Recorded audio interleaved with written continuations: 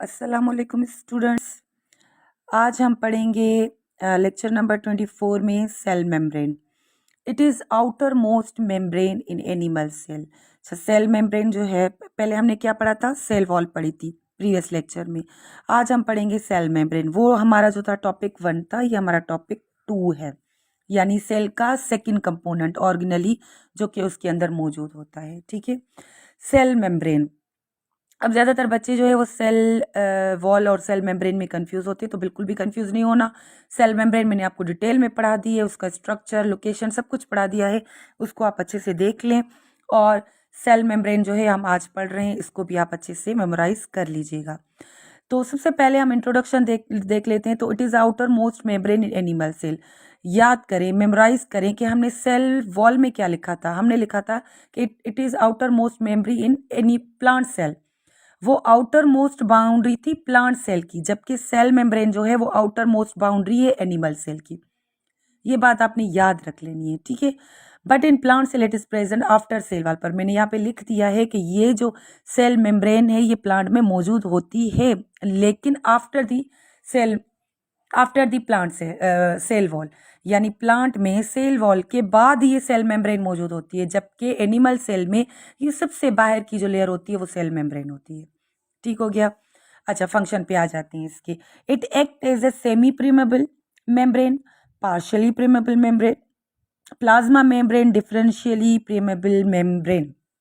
अब इसको समझते हैं कि ये क्या है। बेटा जी, ये सारे इसके नाम हैं, ठीक है। आप इसको पार्शियली प्रीमेबल मेम्ब्रेन बोल दें, आप इसको प्लाज्मा मेम्ब्रेन बोल दें, आप इसको डिफरेंशियली प्रीमेबल मेम्ब्रेन बोल दें, या आपको इसको सेमी प्रीमेबल मेम्ब्रेन बोल दें। यहाँ पर सेमी, मैंने आपको याद हो पहले भी पढ़ा है, सेमी का मतलब होता है हाफ, प्रीमेबल का मतलब होता है अलो करना। यानी कि ये जो सेल मेम्ब्रेन है, ये ऐसी मेम्ब्रेन है, ये सेमी प्रीमेबल मेम्ब्रेन है, यानी ये एक गार्ड की तरह सेल के बाहर खड़ी हुई है। हमने कहा था कि सेल वॉल जो है वो नॉन लिविंग है, सेल के अंदर कोई आ रहा है कोई जा रहा है उसको कोई फर्क नहीं पड़ता, लेकिन ये लिविंग है। सेल मेम्ब्रेन लिविंग है और ये चेक करती है, और ये सिर्फ उन मॉलिक्यूल्स को इजाज़त देती है सेल के अंदर जाने की जिसकी सेल के अंदर ज़रूरत है। यानी ये चेक करेगी पहले कि आया ये जो मॉलिक्यूल, ये जो वाटर, ये जो आयंस अंदर जा रहे हैं, सेल में अंदर जाने की कोशिश कर रहे हैं, क्या इनकी अंदर ज़रूरत है या ऐसे ही अंदर चले जा रहे हैं। ठीक है, तो ये पहले उनको चेक करेगी। अगर के वो फ़ायदेमंद है, अगर के उनको सेल की ज़रूरत है, तो ये उनको अलो करेगी अंदर जाने के लिए, अदरवाइज ये उनको अलो नहीं करेगी। ठीक है, तो इसीलिए हम इसको कहते हैं कि ये सेमी प्रीमेबल मेम्ब्रेन है, ये पार्शियली प्रीमेबल मेम्ब्रेन है, यानी ये कुछ मॉलिक्यूल्स को अलो करती है, कुछ को अलो नहीं करती सेल के अंदर जाने के लिए। ठीक हो गया।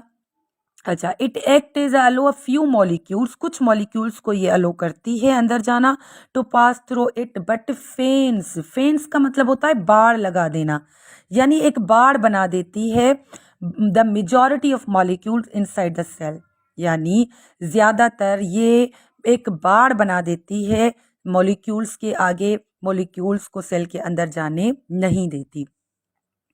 Act is a chemical messenger, ये केमिकल मैसेंजर के तौर पे भी यूज़ होती है, यानी इसका फंक्शन है, ये काम कर रही है, यानी रिसेप्टर है ये। कैन आइडेंटिफाई अदर सेल, ये दूसरे सेल्स को पहचान लेती है। फॉर एग्जाम्पल, कोई सेल है, उसके अंदर कोई दूसरा बैक्टीरिया है या वायरस है, वो भी तो सेल ही है ना। अगर वो अंदर जाने की कोशिश करेगा तो ये उसको पहचान लेती है कि ये दूसरा सेल है जो सेल में एंटर होना चाह रहा है और ये इसके लिए ख़तरा है। तो ये क्या करेगी, वहीं पर इसकी फॉरेजन जो बॉडीज़ होती हैं इसको किल कर देंगी, इसको अंदर जाने नहीं देंगी। ठीक है, तो अब इसकी कंपोजिशन देख लेते हैं हम। तो हम कहते हैं कि भाई जो सेल मेम्ब्रेन है उसकी जो कंपोजिशन है, उसमें लिपिड्स भी मौजूद हैं, उसमें प्रोटीन्स भी मौजूद हैं, उसमें कार्बोहाइड्रेट्स भी मौजूद हैं, कोलेस्ट्रॉल भी मौजूद है, लेकिन थोड़ी अमाउंट में मौजूद है इन यूकैरियोटिक सेल्स में। यूकैरियोटिक सेल्स में कुछ तादाद में ये मौजूद है। ठीक है। अच्छा, इसके बाद जो है सेल मेम्ब्रेन का जो है एक मॉडल दिया गया। उसमें क्या किया गया, सेल मेम्ब्रेन के स्ट्रक्चर को बताया गया कि ऐसा केमिकली कंपोज्ड स्ट्रक्चर हो सकता है सेल मेम्ब्रेन का। तो उस मॉडल का नाम क्या था? Fluid mosaic model. इसकी मैं मीनिंग भी आपको आगे बताऊंगी कि मोज़ेक का क्या मतलब है, फ्लूइड क्यों कहते हैं इसको। तो सबसे पहले हम इंट्रोडक्शन देख लेते हैं कि एस.जे. सिंगर और जी.एल. निकोलसन जो थे, दोनों साइंटिस्ट थे। इन्होंने ये मॉडल प्रपोज किया कि भाई सेल मेम्ब्रेन का जो मॉडल है वो इस तरह से हो सकता है, और ज़्यादा इस एक्सेप्टेबल भी जो है वो यही मॉडल है। 1972 में इन्होंने दिया। लेट्स के ड्रा कर लेते हैं हम यहाँ पे। तो इन्होंने कहा कि सबसे पहले इन्होंने कहा कि लिपिड बाय लेयर की जो है, लिपिड बाय लेयर का ये सेल में जो मॉडल है लिपिड बाय लेयर की बनी हुई होती है, ठीक है। और ये इसमें क्या है, फ्लूइडिटी और फ्लेक्सिबिलिटी है। ये प्रोटीन मॉलिक्यूल्स में धसे हुए हैं, एम्बेडेड हैं। एम्बेडेड मतलब धसे हुए होना। स्मॉल अमाउंट ऑफ कार्बोहाइड्रेट्स मौजूद हैं जो कि या तो लिपिड्स के साथ बाउंड होंगे या तो प्रोटीन के साथ बाइंड होंगे, ठीक है। अच्छा, अब इसके स्ट्रक्चर पे आ जाते हैं। तो सबसे पहले हम इसकी लिपिड बाय लेयर बना लेते हैं इस तरह से। इस तरह से ये लिपिड की हम बाय लेयर बना लेते हैं, ठीक है। ये लिपिड लेयर हो गई हमारी, ये लिपिड बाय लेयर हो गई, ठीक है।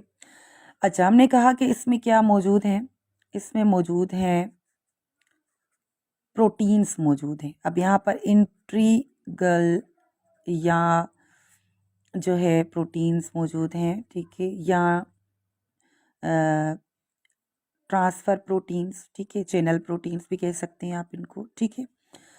अच्छा, यहाँ पर जो एंड्स होती हैं,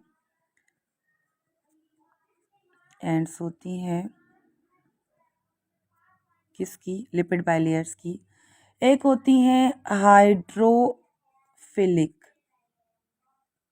दूसरी होती हैं हाइड्रोफोबिक, ठीक है। हाइड्रोफिलिक जो होती हैं वो वाटर लविंग होती हैं, यानी वाटर के अंदर वो मौजूद होती हैं। लेकिन हाइड्रोफिलिक जो होती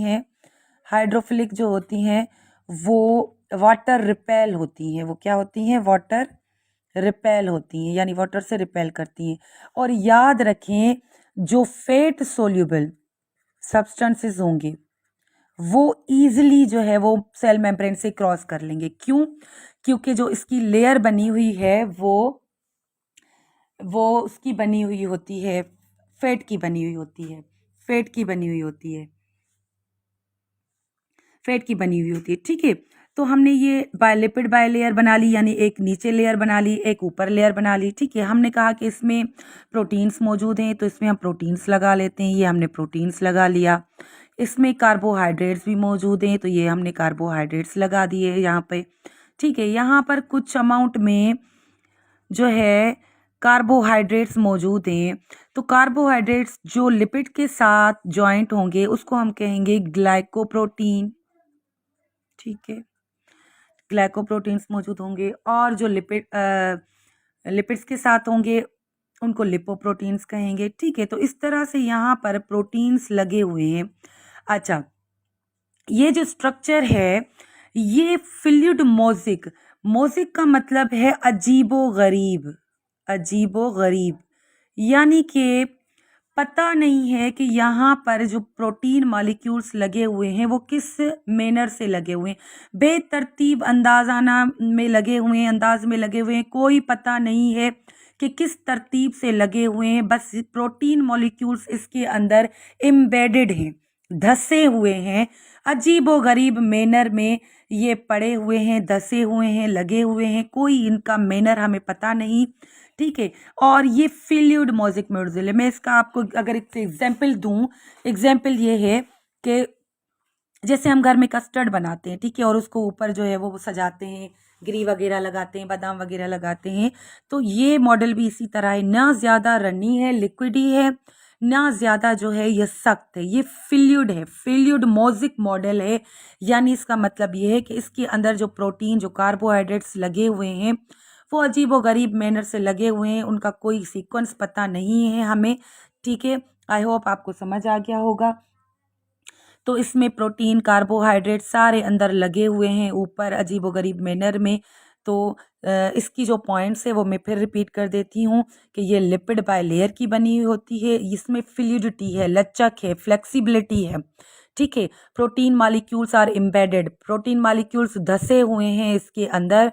स्मॉल अमाउंट ऑफ कार्बोहाइड्रेट्स भी मौजूद है इसमें, जो कि लिपिड या प्रोटीन के साथ अटैच हुए होते हैं। ओके स्टूडेंट्स, इस टॉपिक को अच्छे से याद कर लीजिएगा, इसमें से क्वेश्चंस आते हैं, ठीक है। ये बहुत इंपॉर्टेंट टॉपिक है। अल्लाह हाफिज़।